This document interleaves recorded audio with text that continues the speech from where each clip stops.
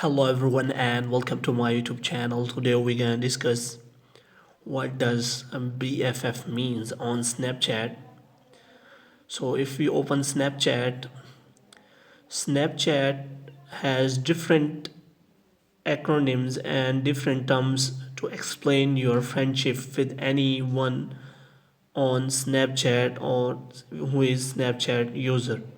So if we click on profile and if we click on my friends and if you press and hold any of your friends, then you can see there is also an option which is as number one BFF, but it means that one is your best friends forever.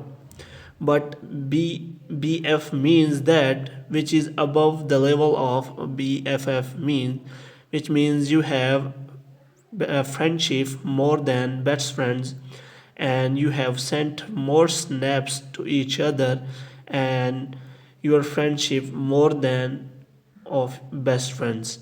So these terms are used to explain your best friendship to anyone on Snapchat, and these have different meanings on different levels. But in Snapchat, it is used for one of the best friends you have on Snapchat, which means you share the most snap with that friend and you spend most of the time with that friend on Snapchat.